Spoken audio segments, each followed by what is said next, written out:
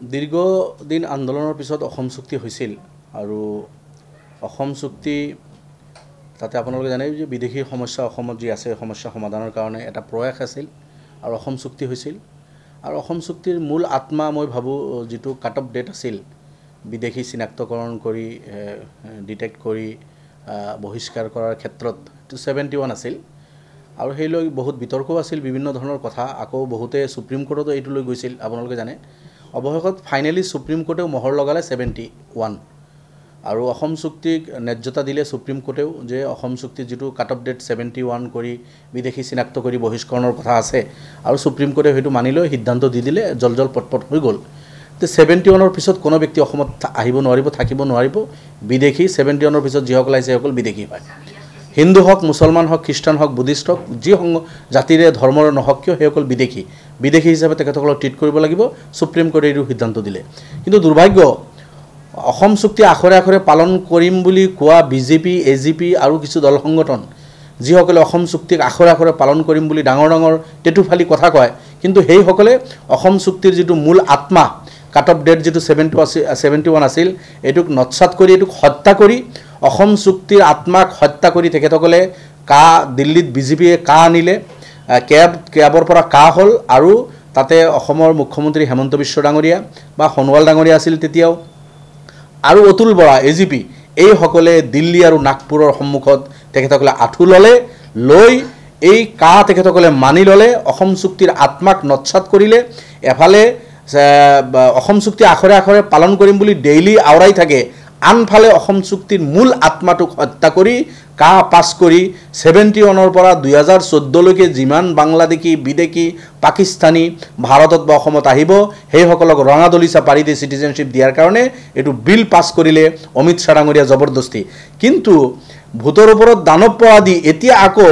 ministry of home এফেয়াৰ্স এটা order তেখেতসকলে জাৰি কৰিছে যি অৰ্ডাৰত কোৱা হৈছে যে 2014 নহয় 2024 লৈকে যি সকল বাংলাদেশী বিদেশী আহিছে সেই সকলো সিটিজেনশিপৰ কাৰণে এপ্লাই কৰিব পাৰিব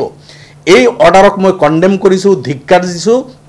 এই অৰ্ডাৰ নহয় ইয়াৰ আগত যেটো কা পাছ কৰিছে সেই কাও আমি হেতু মানে এটা কলা আইন বুলি আমি অভিহিত কৰিছো আৰু কাৰ জৰিয়তে যি সকলক সিটিজেনশিপ দি আছে হেতু সুপ্ৰিম কোৰ্টৰ যেটো সিদ্ধান্ত বা অসম চুক্তিৰ যেটো আত্মা এইটুক নৎসাত কৰি একপক্ষীয়ভাৱে বিজেপিৰ হেই কা আছিল সিদ্ধান্ত আছিল কিন্তু উপৰঞ্চিভাৱে 14 নহয় এতিয়া 24 লৈকে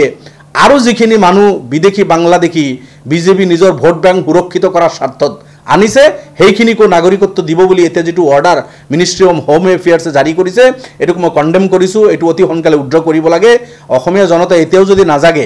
এতিয়াও যদি হিন্দু মুছলমান হেমন্ত কৰি আছে হেই হিন্দু মুছলমানৰ জালত ভৰি দি টোপনি মাৰি থাকে অসমখন কোনফালে গৈ আছে এই কথাটো কিন্তু আমি অসমে আজি চিন্তা নকৰিলে কালি কিন্তু আমি কান্দিব লাগিব আৰু মইতো কও এই 24 নহয় কালি আকৌ অৰ্ডাৰ যে তেখেতসকলে নানিব কোনে ক'ব যে 34 লৈকে পাৰিব তাৰ পিছত ক'ব যে 44 লৈকে পাৰিব তাৰ পিছত ক'ব 54 লৈকে পাৰিব এই বিজেপিৰ দৰে সৰকাৰ বিলাক থাকিলে 10 বছৰ এক্সটেন্ড কৰাই হোম মিনিষ্ট্ৰি অফ হোম এফেয়াৰ্সৰ পৰা অৰ্ডাৰ বাহিৰ কৰি দিব তাৰ মানে বাংলাদেশত থকা হেই 8-10% বঙালী হিন্দু যিসকল আজি বাংলাদেশত আছে বাংলাদেশৰ যদি 15 কোটি পপুলেশন হয় 10% হলো কিমান প্ৰায় 1.5 কোটি এই 1.5 কোটি বঙালী হিন্দু এতিয়াও যিখিনি বাংলাদেশত আছে হেইখিনি বিজেপি নিজৰ ভোট বেংক সুৰক্ষিত কৰাৰ স্বাৰ্থত হেই সকলৰ কাৰণে ডোৰ ওপেন কৰি আছে ডোৰ ওপেন যেটো বহুতেই চিন্তা প্ৰকাশ কৰিছিল তাৰ বিৰুদ্ধে বিজেপি আৰু এজিপি কিবা কিবি কয় কিন্তু এই যে 10 বছৰৰ এক্সটেনশনৰ যেটো অৰ্ডাৰ এই অৰ্ডাৰে এইটো হুচাইছে যে 10 বছৰ নহয় এনেকুৱা 10 বছৰ কৰি মানে অনন্ত কালৰ কাৰণে তেখেতসকলে ৰাস্তাটো খুলিব বিচাৰিছে আৰু যিখিনি হাত বাউলি মাতি আছে যে বাংলাদেশত তোমালোকে যিখিনি হিন্দু মানুহ বঙালী আছা তোমালোকে আহা বিজেপিক ভোট দিয়াৰ স্বাৰ্থত তোমালোকক আমি আকোৱালি লম ৰেড কাৰ্পেট বিছাই দিম তেনেকুৱা এটা ষড়যন্ত্ৰ বিজেপি ৰচনা কৰি আছে এই ষড়যন্ত্ৰ এতিয়াও যদি অসমীয়া জনতা আমি বুজি নাপাও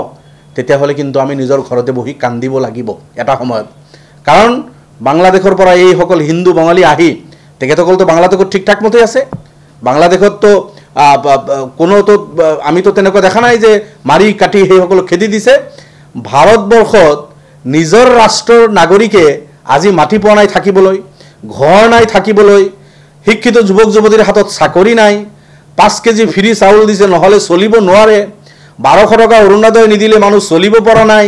এনেকুৱা এটা দুৰৱস্থা আমাৰ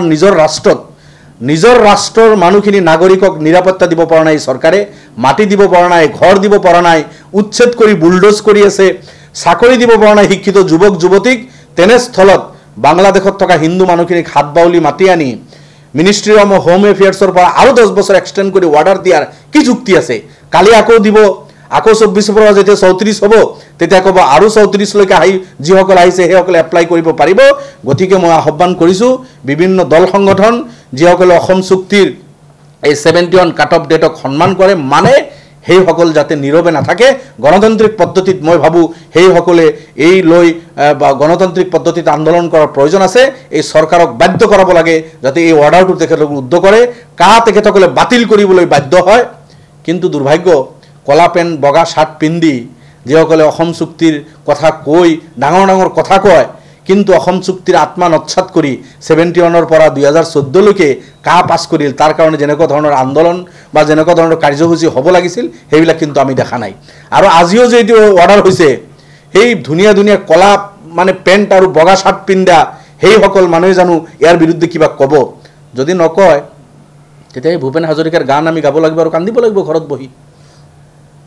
আমাৰ ৰখাতলে যোৱাৰ বাহিৰে আৰু কি উপায় আছে গতিকে যেনক হতভাগত আকৌ আপোনালোকৰ যোগেদি কৈছো এই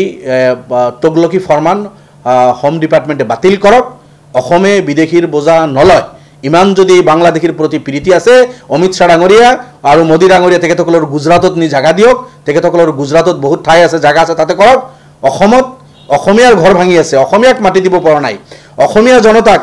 200 বছৰ আগৰ লেগেসি থকাৰ পিছত কাগজ পাতি থকাৰ পিছত সেইসকলক চাকৰি বাকৰি দিয়া নাই ঘৰ দিয়া নাই মাটি দিয়া নাই গতিকে কোনো বিদেশীৰ বোজা আমি নলওঁ হিন্দু হক মুছলমান হলেও 71 পিছৰ কোনো এজন বিদেশী অসমত থাকিব নালাগে হেমন্ত বিশ্ব ডাঙৰীয়া আৰু অতুল বৰাই কৈ দিয়ক যে হিন্দু হলেও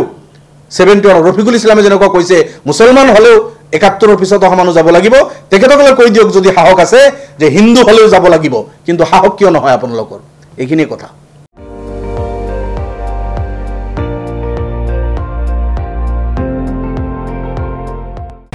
আপুনি চাই আছে ND24